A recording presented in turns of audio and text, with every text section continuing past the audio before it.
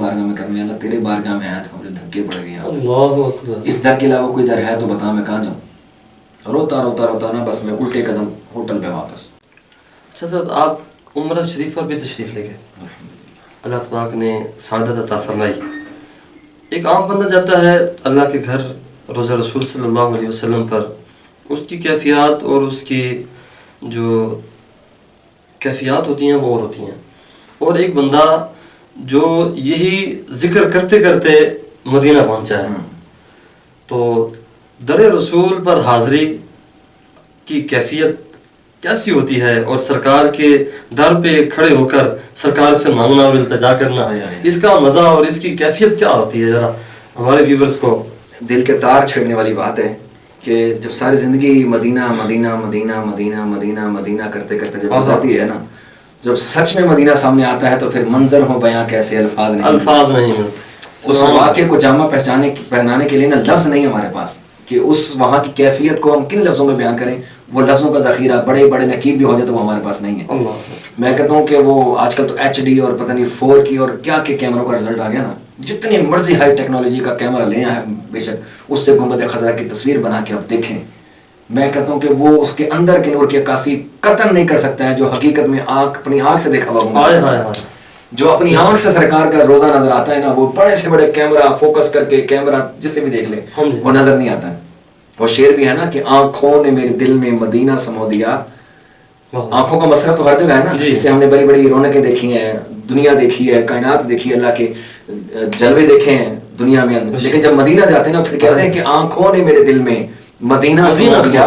ارے چھوٹی سی چیز کتنا بڑا کام کر گئی، چھوٹی سی چیز کتنا بڑا کام کر گئی، ہجرے نبی میں آہ کہاں بے اثر گئی، تڑپے جو ہم یہاں تو مدینہ خبر گئی، اسی کلام کا یہ شعر ہے۔ وہ مدینہ شریف کی جو بات ہے وہ الگ ہی الگ ہے۔ سب سے پہلے جب میں گیا مدینہ شریف میں تو میری امی جان کے میری خواہش تھی کہ اس کے ساتھ میں نے جانا ہے۔ ہم 4 بھائی ہیں، تو میں دوسرے نمبر پہ بھائی ہوں، ایک بہن بڑی ایک بھائی بڑا ہے، تو والدہ کی خواہش تھی کہ میں جب جاؤں مدینہ تو میں ظہیر کے ساتھ جاؤں، تو یہ انہی کی دعا اور انہی کی خواہش کے سبب ہوا سارا کچھ۔ پہلی دفعہ جب میری حاضری ہوئی 2011 کے اندر، الحمدللہ ابو بھی اور امی بھی والدین کے ساتھ، اور انسان کے لیے خوش نصیبی ہے کہ وہ اپنے والدین کو ساتھ لے کر جائے۔ بے شک بے شک، لے کر کیا جائے وہ مجھے لے کر گئے، میں ابھی بھی ان کے ساتھ رہتا ہوں۔ تو لوگ کہتے ہیں جی یہ والدین آپ کے ساتھ ہیں، میں نہیں جی میں ان کے ساتھ رہتا ہوں، انہیں کے ساتھ رہتا ہوں۔ دکان بھی ابو کی ہے، میں ان کا ملازم ہوں، میں کام کرتا ہوں، گھر بھی ان کا ہے۔ حضور کی بارگاہ میں نا ایک شخص کہ یا رسول اللہ میرا باپ میری جیب سے پیسے نکال لیتا ہے، سرکار نے فرمایا تو بھی تیرے باپ کا، تیرا مال بھی تیرے باپ کا، ہمارا کیا ہے۔ لیکن وہ جو لطف تھا نا، ایک کعبہ اور دوسرا والدہ کا ہاتھ، جتنے وہاں پہ طواف کیے اور جتنے وہاں پہ عمرے کیے نا، امی جان نے ہاتھ پکڑ کے چلنا بھی سکھایا اور کعبے کا طواف کرنا بھی سکھایا۔ وہ جو لطف تھا نا امی کے ساتھ، بڑا لطف آیا وہاں پہ خانہ کعبہ پہ۔ بڑے واقعات زندگی میں ہوتے رہتے ہیں، مدینہ شریف کی حاضری بھی اور مکہ شریف کی حاضری بھی، دونوں ہی کیا ہی بات ہے۔ کعبے کی منظر، کعبے کی رونق، اللہ اکبر اللہ اکبر۔ بیت اللہ شریف کا ایک واقعہ مجھے یاد آ گیا، 2011 کی بات ہے۔ میں ملتزم کا مقام پتہ ہے ویور کو، خانہ کعبہ کا دروازہ حجر اسود کے درمیان ملتزم، لپٹنے کی جگہ، سرکار جہاں لپٹ کر دعا کرتے تھے، اور کہتے ہیں گریہ زاری، رو رو کر دعا کرنا سنت ہے وہاں پہ۔ میں نے کوشش کی کہ میں وہاں پہ جا کے دعا کروں، رش زیادہ ہوتا ہے، لیکن 2011 میں پرسکون ماحول تھا۔ ہم مئی جون میں گئے تھے، سخت گرمی میں، اچھا، اور تب اتنا زیادہ رش بھی نہیں ہوتا تھا، آج کل کے دور میں بہت زیادہ رش ہے، تب بھی تھا لیکن ماحول اچھا تھا۔ لیکن وہاں پہ جو شرطا کھڑا ہوتا ہے نا، اس نے مجھے یہاں سے بازو سے پکڑا، دھکا دے دی، جیسے کسی کو گھر سے نکالتے نہیں ایسے ہی نکالتے۔ میں رب کی بارگاہ، اللہ کے دروازے پہ بندہ کھڑا ہو اور دھتکارا جائے، تو میری حالت غیر، اور اس دوران میری والدہ ساتھ نہیں تھی، ہوٹل میں آرام فرما رہے تھے، میں اکیلا مطاف میں آیا تھا طواف کرنے کے لیے۔ تو وہ اب تو مطاف جو ہے وہ کھلا ہو گیا، وہ سیڑھیاں تھی، 7 چوٹیاں ہوتی تھی زمزم کے پانی کی، میں نے سیڑھیوں پہ ایسے ہاتھ کر کے نا خانہ کعبہ کو دیکھتا ہوا، آسمان پہ دیکھتا نا، رب کی بارگاہ میں کرنے، اللہ تیرے بارگاہ میں آیا تھا، مجھے دھکے پڑ گئے، اس در کے علاوہ کوئی در ہے تو بتا، میں کہاں جاؤں؟ روتا روتا روتا نا بس میں الٹے قدم ہوٹل پہ واپس۔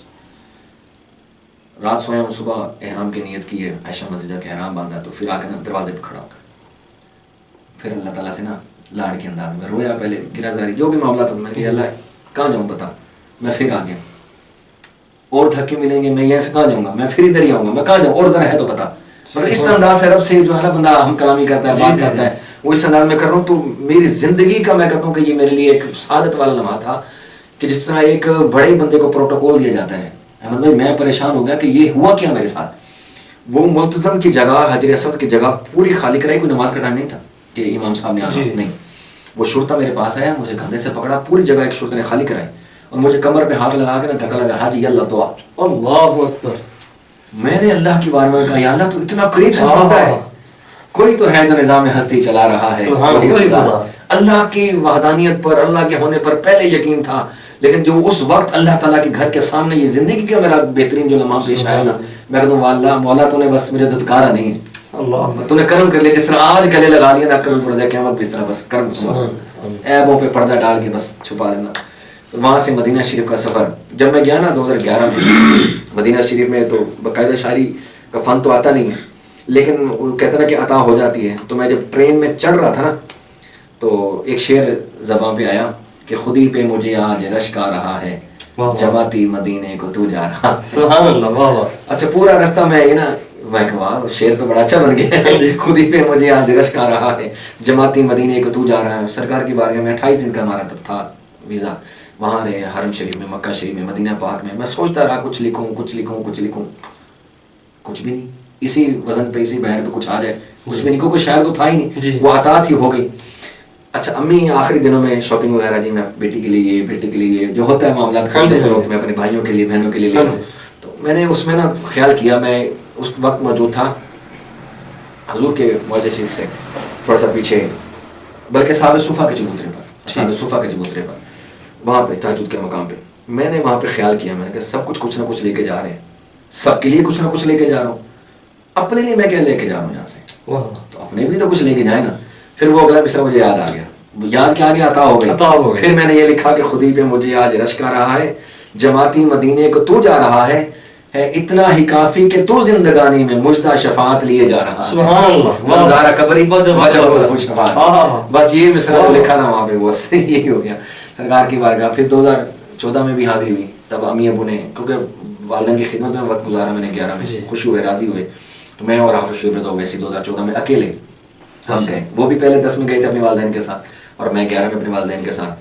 تو پھر امی ابو نے ہمیں اجازت دی, کہ ان کا بھی دل تھا کہ ہم اکیلے مزے لوٹ کے آئیں, لیکن میں کہتا ہوں اجازت تو مل گئی, چلے تو گئے. لیکن طواف کرتے کرتے امی کا ہاتھ بڑا یاد آیا کہ وہ ہاتھ جو امی کا تھا نا, کہ وہ اس کے بعد پھر الحمدللہ پھر حاضری ہوئی 2017 میں. پھر امی کو لے کے گیا میں ساتھ, سبحان اللہ, امی کے ساتھ گیا میں. اور سرکار کی بارگاہ کی حاضری کیا بات ہے, اللہ اللہ, ایک ایک لمحہ ایک ایک یاد وہاں کی تازہ رہتی ہے. وہ منظر بیان ہو ہی نہیں سکتے ہیں حضور کی بارگاہ کے. اصل زندگی وہی ہے, اصل زندگی کے لمحات جو ہے نا زندگی جینے کی, کہتے ہیں زندہ رہنا ہے تو بندہ مدینے میں رہے, مدینے میں رہے بس. باقی یہاں آ کے تو کچھ بھی نہیں ہے. واپسی آ کر لوگ مبارکبادیں دیتے ہیں, حج کیجیے, عمرے کی آپ کو مبارک ہو. میں کہتا ہوں سکون جس میں تھا وہ مہینہ چھوڑ آیا ہوں, یوں لگتا ہے عرش کا زینہ چھوڑ آیا ہوں. مبارک دے رہے ہیں لوگ حج و زیارت کی, میرا غم بھی تو دیکھو میں مدینہ چھوڑ آیا ہوں. احمد بھائی جس نے دیکھا نہیں نا مدینہ, وہ کہتے ہیں جو پھل کھایا نہ ہو نا اس کا ذائقہ پتہ نہ ہو تو بندہ تڑپتا ہے, یار پتہ نہیں کیسا ہوگا, لیکن جب کھا لینا تو پھر اس کی یاد رہ پاتی ہے. بندہ جب تک مدینہ دیکھتا نہیں ہے نا تو صرف مدینے کی یاد ستاتی ہے, بڑا عشق ہوتا ہے یار دیکھیں تو صحیح ہے کیا. لیکن جب بندہ دیکھ کے آ جانا, پھر زندگی جو شہر نبی میں جائے گا وہ واپس کیسے آئے گا, جب بچھڑے گا مر جائے گا ان شہر مدینہ بھولنا نہیں, یہ کہیں خامی ایماں ہی نہ ہو میں مدینہ چھوڑ آیا ہوں. یہ کبھی کبھی بڑا وہ خیال آتا ہے, یار مجھے اتنے سال ہو گئے مدینے سے, میں مرا ہی نہیں ابھی تک, میرا عشق کامل نہ ہو, کہیں ایسا نہ ہو کہ دھتکارا نہ جاؤں کہ مدینے کی جدائی اور بندہ زندہ رہ جائے, یہ کیسے ہو سکتا ہے. بس وہ یادیں ہیں جو جینے کا سہارا ہے, اور ایک امید ہے کہ وہاں واپس دوبارہ جائیں. بس اس امید پہ جی رہے ہیں کہ دوبارہ مدینے جائیں گے, اس امید پہ جی رہے ہیں, نہیں تو جینے کی اور کوئی تمنا نہیں ہے, اور کوئی تمنا نہیں. بس وہاں جائیں اور وہاں جا کے زندگی تمام ہو جائے, یہی زندگی کا مقصد ہے. یا تو ممبر رسول ہو یا روضہ رسول ہو, سبحان اللہ, تو موت آ جائے, بس یہ خواہش ہے. اللہ کرے کہ سرکار کی بارگاہ میں جا کے ہمیں وہ وقت نصیب آ جائے کہ حضور کی بارگاہ میں چلے جائیں. مر کے جیتے ہیں جو جاتے ہیں مدینہ, جی کے مرتے ہیں جو آتے ہیں مدینہ چھوڑ. سبحان اللہ. ان کے